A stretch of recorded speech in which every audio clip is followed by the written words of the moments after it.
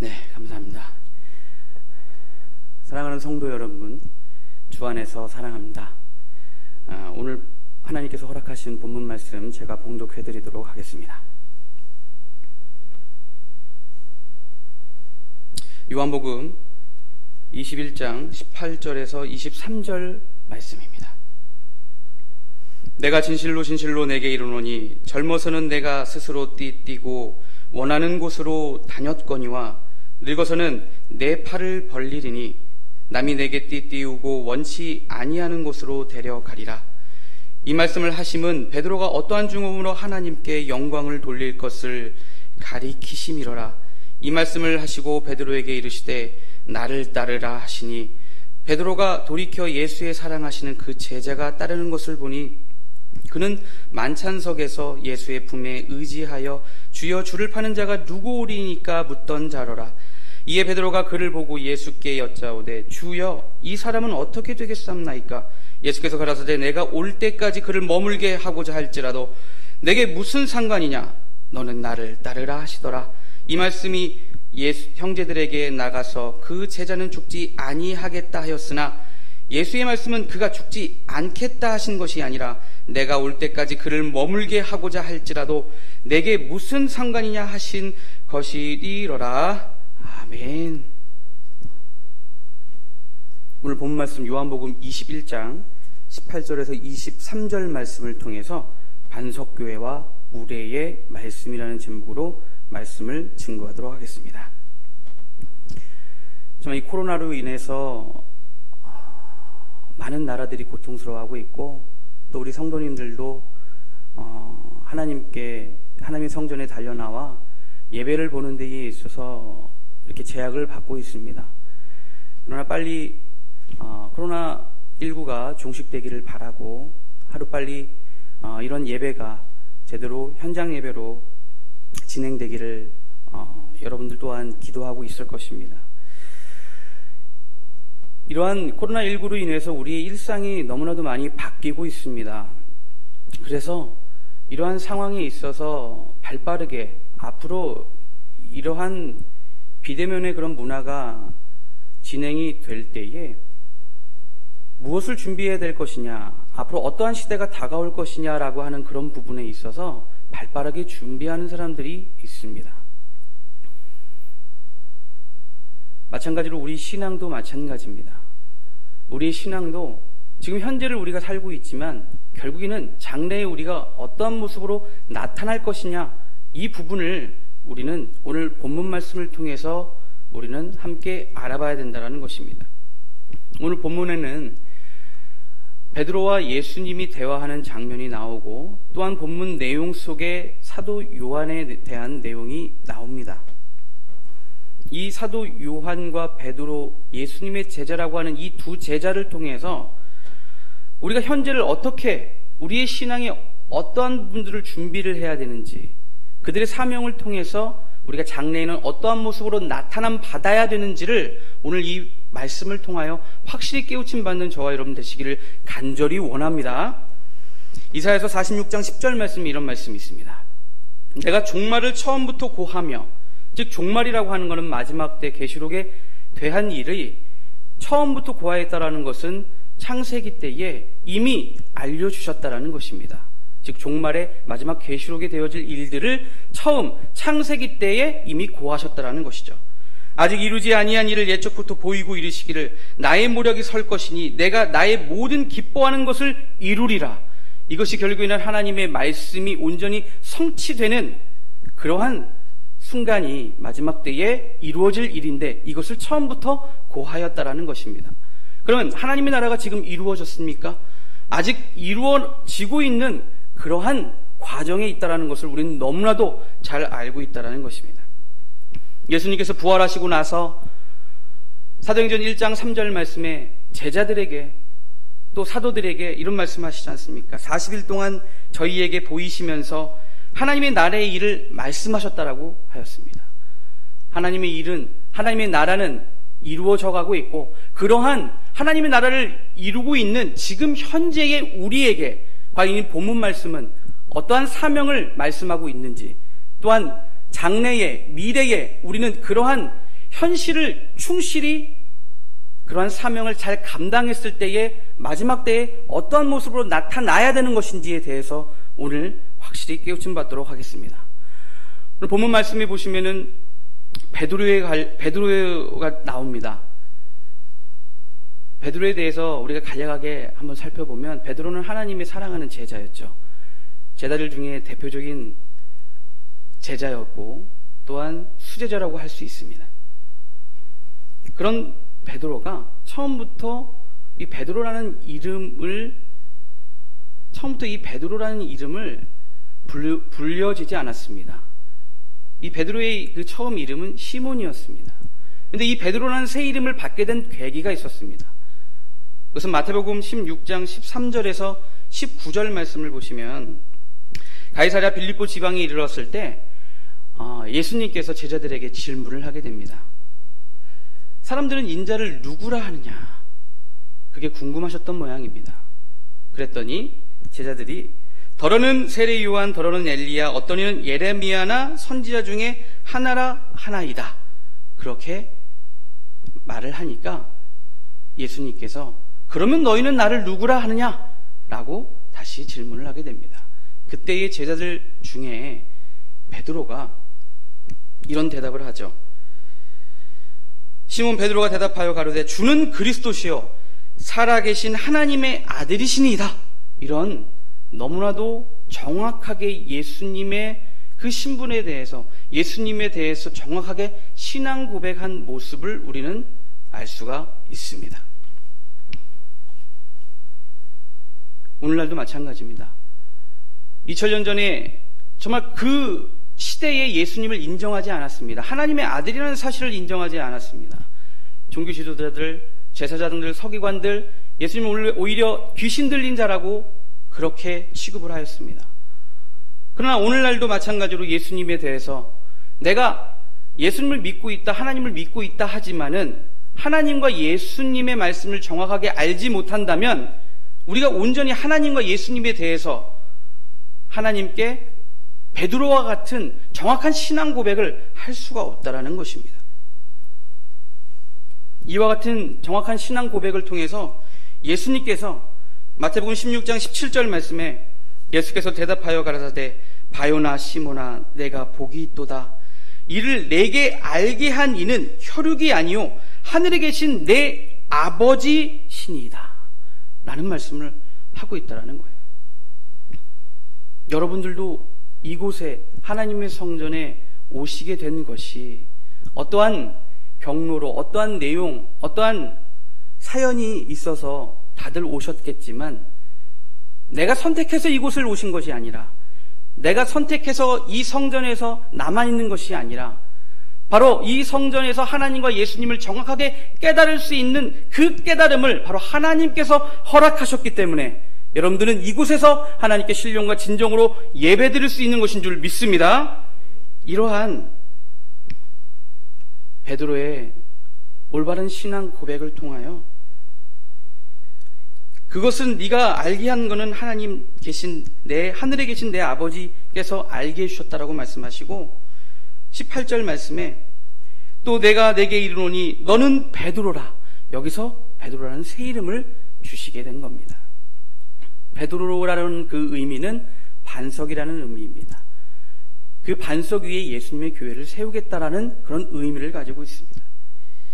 너는 베드로라. 내가 이 반석 위에 내 교회를 세우르니 음부의 권세가 이기지 못하리라 라고 말씀하셨죠. 이것을 통해서 우리에게 알려주시고 있는 것은 베드로가 순교한 그 장소가 지금의 성 베드로 대성당, 이탈리아 로마에 위치한 그런 대성당이 있지 않습니까? 그 성당을 기점으로 해서 전 세계적으로 수많은 성당들이 있습니다. 그런데 예수님께서 말씀하시기를 그러한 건물적인 성전을 말씀하시는 것이 아니라 바로 베드로에게 하신 그 말씀은 네가 주는 그리스도시요 살아계신 하나님의 아들이십니다라고 하는 그러한 깨달음의 지혜의 반석 위에 예수님의 교회를 세우겠다라고 말씀하고 있는 것인 줄 믿습니다. 그런 건물적인 예수님의 교회를 말하는 것이 아니라 예수님을 온전히 깨달을 수 있는 그 지혜의 깨달음 위에, 그 반석 위에 바로 예수님의 교회를 세우겠다라고 하는 그러한 깨달음으로 우리는 온전히 알아야 되는 줄 믿습니다. 그러므로 예수님께서 18절 말씀에 내게 이르노니 너는 베드로라, 내가 이 반석 위에 내 교회를 세우리니 음부의 권세가 이기지 못하리라. 베드로가 살아생전에 그러한 예수님의 그런 교회를 세워서 정말 그 시대에 음부의 권세가 이기지 못하였나요? 이것은 장래에 되어질 일, 마지막 계시록 때에 그 음부의 권세가 어떻게 심판받는지에 대해서 그와 같은 베드로 위에, 그 깨달음 위에 그 교회가 세워졌을 때 그 교회야말로 음부의 권세가 이기지 못할 것이다라는 것을 말씀하고 있는 것인 줄 믿습니다. 그리고 그 교회는 바로 이와 같은 하나님과 예수님을 제대로 깨달을 수 있는 그런 지혜의 말씀이 함께 한다라는 것 또한 우리에게 알려주고 있다라는 거예요. 그리고 나서 이제 예수님이 십자가에 지시고 또한 십자가 지신 지 3일 만에 부활하시고 나서 베드로에게 다시 나타나시죠. 오늘 본문 말씀이 있는 21장에 베드로에게 어떠한 사명을 주는지에 대한 내용이 나옵니다. 제자들에게 세 번째 나타나셨던 그 장면인데 요한복음 21장 15절 말씀을 보시겠습니다. 15절에서 17절에 해당되는 그 내용을 간략하게 설명을 드리면 예수님께서 베드로에게 네가 나를 사랑하느냐? 라고 질문을 하죠. 이 사람들보다 나를 사랑하느냐? 라고 하였을 때에 총 3번을 물어보게 되시죠. 그때마다 베드로는 어떠한 대답을 하냐면 내가 주님을 사랑하는지 주님이 더 잘 아십니다. 이런 대답을 하게 되죠. 그때마다 예수님이 대답하시기를 어떤 대답을 하십니까? 내 양을 먹이라. 내 양을 치라. 이러한 답변을 주십니다. 이것은 우리에게 무엇을 말씀하고 있는 것입니까? 베드로에게 분명 예수님이 십자가 지시기 전에 네가 주는 그리스도시여 살아계신 하나님의 아들이십니다라고 하는 그 깨달음의 지혜의 반석 위에 예수님의 교회를 세운다고 했지 않습니까? 그러면 그러한 베드로라고 하는 예수님의 그 교회가 해야 될 일에 대해서 예수님은 베드로에게 그와 같은 사명을 주시는 거예요. 근데 무슨 사명을 주시냐? 부활하신 예수님께서 이 베드로에게 내 양을 먹이고 치고 먹여야 된다고 하는 것은 네가 교회라고 한다면, 예수님의 교회라고 한다면 현재 행해야 된다라고 하는 것이죠. 현재 행해야 될 일이 바로 예수님의 양을 먹이고 치고 먹여야 된다라고 하는, 지금 우리 이 시대를 살고 있는 우리에게도 이와 같은 말씀을 하고 있는 것인 줄 믿습니다. 그러므로 우리가 미래를 준비하고 있는, 또한 장래를 준비하는 그런 교회된 자로서 바로 베드로와 같이 우리가 해야 될 일은 예수님의 어린 양을 먹이고 치고 먹여야 되는 그런 현재적 시점에서 우리에게 말씀하고 있다는 사실을 깨우침 받기를 원합니다. 그러므로 예수님의 어린 양을 먹이려면 우리에게 그 먹일 양식이 있어야 될 거 아니겠습니까? 그 양식은 나의 어떤 육신적인 그런 내가 돈 주고 사서 식재료를 사서 그러한 양식을 얘기하는 것이 아니라 바로 예수님의 말씀을 가리켜서 말씀하고 있는 것인 줄 믿습니다.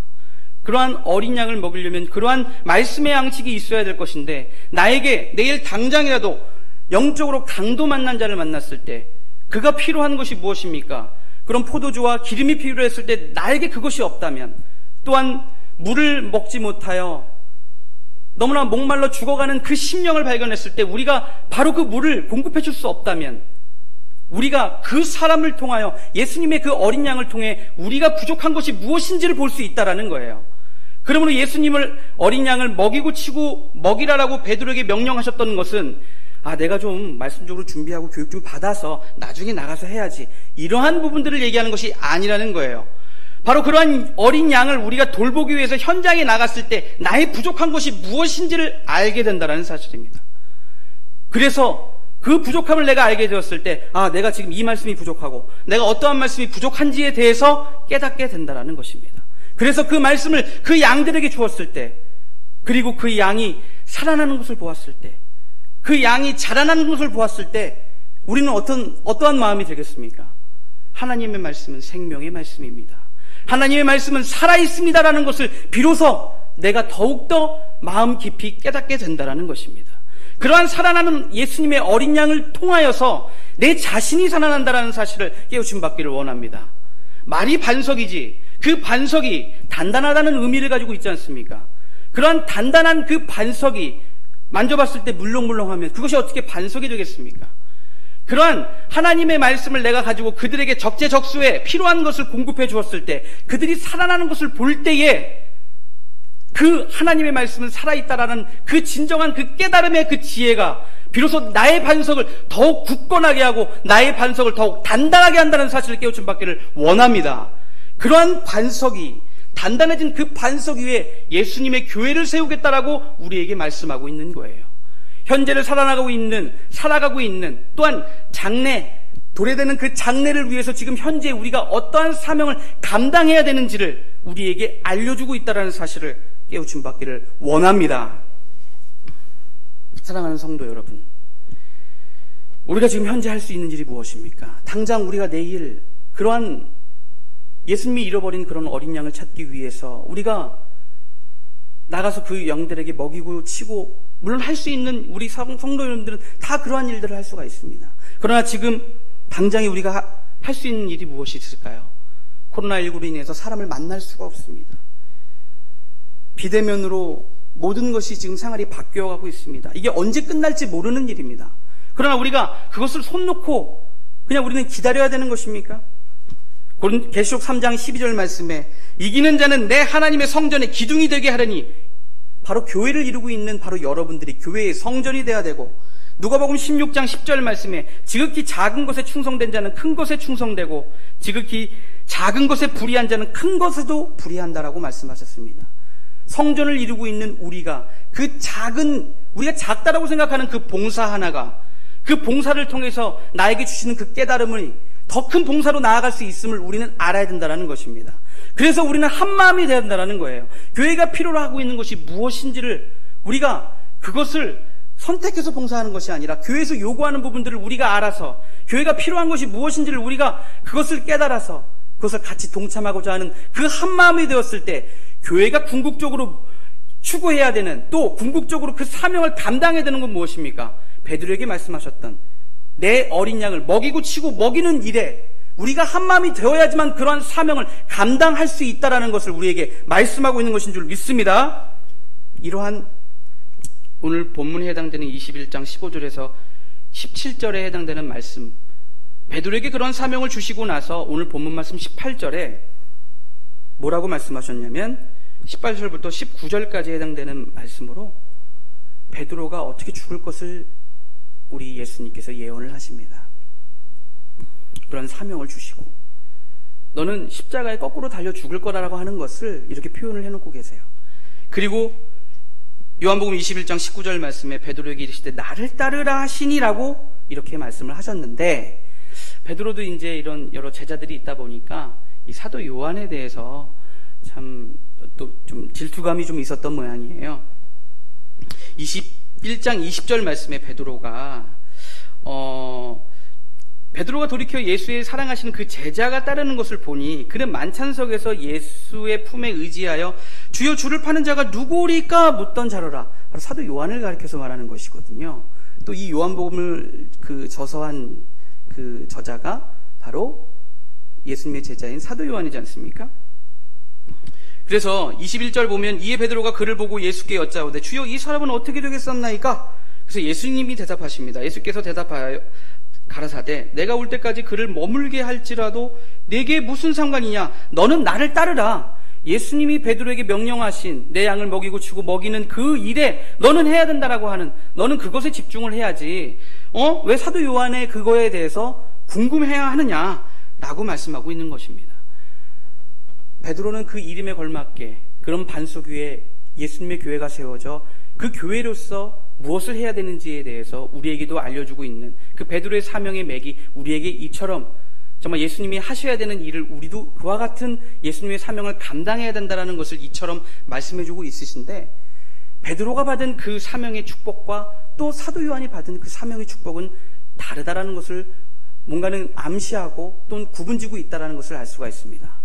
이 사도 요한에 대해서 우리가 한번 알아볼까요? 사도 요한은 어떠한 자였냐면 예수님이 십자가상에 예수님이 이제 돌아가실 때 그 모든 제자들은 다 도망갔지만 사도 요한은 끝까지 남아있던 제자입니다. 너무나도 신임하셨던 그런 사랑하는 제자였죠. 그리고 예수님을 낳아주셨던 그 마리아에게 예수님이 형제가 있는데도 불구하고 예수님 말고도 아들이 또 있었는데도 불구하고 그러한 사랑하는 제자였던 그 사도 요한을 아들로서 소개를 시켜주는 장면이 요한복음 19장 26절에 기록이 되어 있어요. 제가 한번 봉독해 드릴게요. 예수께서 그 모친과 사랑하시는 제자가 곁에 서는 것을 보시고 그 모친께 말씀하실 때 여자여 보소서 아들이니이다 하시고 또 그 제자에게 이르시되 보라 내 어머니라 하신대 그때부터 그 제자가 자기 집에 오시니라 라고 하므로 어디 마리아가 그런 아들이 없어서 예수님께서 이와 같이 물론 효도하고자 하는 또 그동안 효도하지 못하던 그런 자식된 어떤 그런 도리를 또 어머니를 생각하는 그런 효자의 어떤 마음이 느껴지는 그런 대목이라 할 수 있는데 그런 제자 사도 요한을 소개시켜줬던 이유는 성령으로 잉태된 예수님께서 탄생되었지 않습니까? 마찬가지로 예수님의 제자라고 하는 것 자체는 성령으로 낳은 바 된 그런 제자라고 얘기할 수 있습니다. 영적으로 예수님의 그러한 아들로서 영적으로 예수님의 자리를 대신케 하였던 바로 사도 요한을 대신케 하였던 그러한 의미가 우리는 담겨져 있다는 것을 알 수가 있습니다. 또한 사도 요한은 어떻게 해서 예수님의 그런 사명의 맥을 잇고 있는지에 대해서 알아보면 사도 요한의 이름의 뜻을 보면 마가복음 3장 17절 말씀에 우레의 아들이라고 기록이 되어 있어요. 우레는 양저기 음저기가 만나서 나는 그러한 천지가 놀래 그런 어떤 천둥소리지 않습니까? 그런 우레의 아들이라고 하는 그런 내용이 왜 우리의 아들로 표현이 되었냐면 바로 이 예수 그리스도의 계시 마지막 때 이루어질 하나님의 이 예수 그리스도의 계시록을 바로 반모섬에서 이 사도 요한이가 기록을 했다라는 것을 알 수가 있습니다. 부활하신 예수님이 이 예수 그리스도의 계시를 사도 요한에게 지시하여 그것을 기록한 그 자가 바로 예수님의 제자인 바로 사도 요한이라는 것을 알 수가 있고 또 계시록 10장 2절부터 보시면은 그 손에 펴놓인 작은 책을 들고 그 오른 발은 바다를 밟고 왼발은 땅을 밟고 사자에 부르짖는 것 같이 큰 소리로 외치니 외칠 때에 7 우레가 그 소리를 바라더라고 하는 것을 통하여 보니까 어떤 하늘에서 나는 그러한 우레 소리를 얘기하는 것이 아니라 바로 펴놓인 작은 촉에서 그러한 우레 소리가 난다는 것을 알 수가 있습니다. 4절 말씀 보실게요. 7 우레가 발할 때에 내가 기록하려 하다가 곧 들으니 하늘에서 소리가 나서 말하기를 7 우레가 발한 것을 임봉하고 기록하지 말라라고 하는 것은 이것이 사도 요한 시대에 이루어질 내용도 아니고 마지막 장래 때에 이루어질 일이기 때문에 그것을 임봉해 놓아라고 하는 것을 기록하지 말라라고 이렇게 말씀하신 그것입니다. 그래서 계시록 1장부터 22장까지 기록되어 있는 내용을 통하여 이미 기록되어진 내용이 마지막 때에 계시록이 성취될 때에 이루어질 것이라는 것을 우리에게 말씀하고 있습니다. 또 이사야서 55장 11절 말씀에 내 입에서 나가는 말도 헛되이 내게로 돌아오지 아니하고 나의 뜻을 이루며 나의 명하에 보낸 일에 형통하리라고 말씀하셨기 때문에 예수님이 말씀하신 그 모든 말씀은 반드시 성취된다라는 것을 우리는 알 수가 있는 것인 줄 믿습니다. 그러면 계시록이 임봉되었다면 이것은 결국에는 이루어질 때가 되면 개봉된다라는 것을 우리 또한 알 수가 있고 계시록 22장 10절 말씀에 이 예언의 말씀을 임봉하지 말라 때가 가까움이라라고 말씀하시므로 때가 가까워질 때에 이 계시록의 말씀은 이루어진다 라는 것을 이 예수 그리스도의 계시록을 사도 요한이가 지시받아서 기록해 놓았다. 그러므로 이 말씀 자체는 7 우레의 말씀인데 결국엔 이 7 우레의 말씀이 계시록 6장의 7 인의 심판으로 이 7 인의 심판이라고 하는 것은 계시록의 모든 심판이 바로 7 인 안에 들어와 있는데 이 인이 떼어질 때 그러한 계시록에 담겨져 있는 90% 이상에 해당되는 심판의 내용이 시작된다는 것을 통하여 바로 7 우레의 그런 심판이 결국엔 계시록이라고 우리가 표현을 할 수도 있는 것입니다. 근데 이 계시록의 말씀을 오늘날 많은 기독교인들이 이것을 함부로 풀어서는 안 되고 또한 알면 안 된다. 저주받을 수도 있다. 뭐 이제 갖가지 그런 어떤 내용들이 많이 있어요. 근데 계시록 1장 3절 말씀에 어떻게 기록해 놓고 있냐면 이 예언의 말씀을 읽는 자와 듣는 자들과 그 가운데 기록한 것을 지키는 자들이 복이 있나니 때가 가까움이라고 기록이 되어 있거든요. 그러면 이 예언의 말씀을 지키려면 알려줘야 지킬 수 있을 것 아니겠습니까? 그럼 이 계시록의 말씀을 우리가 지켜 행해야지만 우리가 복받을 수 있다라고 분명히 말씀하고 있는데, 이 예언의 말씀을 우리가 어떻게 지킬 수 있냐라는 것입니다. 계시록 19장 10절 말씀에 보면은, 내가 그 발 앞에 엎드려 경배하러 하니 그가 나더러 말하기를, 나는 너와 및 예수의 증거를 받은 내 형제들과 같이 된 종이니 삼가 그리하지 말고 오직 하나님께 경배하라. 예수의 증거는 대언의 영이라 하더라 라고 말씀하고 있다는 것입니다. 즉 예수의 증거, 예수 그리스도의 계시, 성경의 모든 그런 예수님의 그 말씀 자체를 무엇으로 들을 수 있다? 대언의 영. 영은 요한복음 6장 63절 말씀에 내가 너에게 이른 말이 영이요 생명이라고 하는 예수님의 그 말씀 자체가 영이라고 하고 있지 않습니까? 그러한 예수님의 말씀을 이 대언의 영, 대언의 그런 말씀을 통해서 예수 그리스도의 증거, 예수님의 그 증거를 우리는 알 수 있다라는 것입니다. 또한 예수님께서 살아생전에 제자들에게 조금 있으면 예수님이 십자가에 이제 좀 달리울 그 긴박한 때에 제자들에게 실상의 말씀으로 알려준 말씀이 있습니다. 요한복음 16장 13절 말씀을 보시겠습니다. 그러하나 진리의 성령이 오시면 그가 너희를 모든 진리 가운데로 인도하시니 그가 자의로 말하지 아니하고 오직 듣는 것을 말하시며 장래의 일을 너희에게 알려주신다. 바로 이 진리의 성령이 오시면 너희를 모든 진리 가운데로 인도한다는 것은 무엇입니까? 진리는 요한복음 17장 17절 말씀에 저희를 진리로 거룩하게 하옵소서, 아버지의 말씀은 진리니다라고 하고 있다는 것입니다. 바로 하나님의 말씀을 이 진리의 성령이 모든 진리 가운데로 인도해주고 또한 장래의 일을 알려주는 성령이 바로 이 진리의 성령이라는 것입니다. 바로 마지막 때 계시록이 이루어지는 그 계시록의 내용조차도 이 진리의 성령, 바로 대언의 영을 통하여 우리에게 이 계시록의 말씀을 알게 해주고 또한 그것을 지키게 해주는 그러한 사도 요한이 지시받았던 예수 그리스도의 계시, 바로 우레의 말씀이라는 것을 알 수가 있는 것인 줄 믿습니다. 그러면 이 우리의 말씀을 우리는 지키고 행해야지만 마지막 때에 우리의 구원이 보장된다는 것을 알 수가 있지 않습니까? 그런데 아까 처음에 우리가 언급했던 베드로와 이 사도 요한, 이 두 제자의 그 받은 그 사명의 축복을 통하여 베드로는 어떤 그 사명의 축복을 주었습니까? 바로 네가 주는 그리스도시여 살아계신 하나님의 아들이십니다. 나는 그러한 온전한 신앙 고백을 할 수 있는 그 지혜의 깨달음의 반석 위에 예수님의 교회를 세운다라고 했지 않습니까? 또한 그러한 예수님의 그 교회가 해야 될 것은 바로 내 어린 양을 먹이고 치고 먹여야지만 너희 그러한 그 반석교회가 더욱더 단단한 그런 반석교회로서 마지막 때에 이 반석교회에 무엇이 함께 한다라는 것입니까? 바로 우레의 말씀이 함께 한다라는 것을 우리는 알 수가 있는 것인 줄 믿습니다. 그러한 깨달음을 줄 수 있는, 하나님과 예수님을 온전히 인정할 수 있는 그런 깨달음의 그 교회에 장래에 우리가 어떠한 그 계시록을 지켜서 어떠한 축복, 어떠한 구원의 축복을 받게 될 것인가를 그런 반석교회에서 알려준다라는 것을 우리에게 알려주고 있는 것인 줄 믿습니다. 아까 그 말씀에서도 그 베드로의 그 반석 위에 예수님의 교회를 세운다고 하였는데 그 반석교회가 음부의 권세가 이기지 못한다고 했지 않습니까? 음부의 권세, 아직까지도 이 세상에 정말 득세하고 있지 않습니까? 마지막 계시록 때에 계시록 17장의 음녀의 심판, 계시록 18장의 바로 바벨론의 심판을 통하여 그 음부의 권세가 그렇게 심판받을 것을 우리에게 알려주고 있는 것입니다. 예수님께서 베드로에게 그러한 반석 위에 예수님의 교회가 세워지고 그 반석교회야말로 음부의 권세가 이기지 못한다라고 하였던 마지막 때에 베드로에게 말씀하셨던 그 반석교회와 함께 할 수 있는 그 우레야 말씀이 결국에는 그들을 심판할 것이고 그 우레의 말씀도 우리가 가진 자가 됨으로 말미암아 그것을 지키게 해주었을 때에 그 반석교회 천국이 허락되고 또한 구원이 허락되는 그러한 교회가 된다는 사실을 여러분들 깨우침 받기를 원합니다.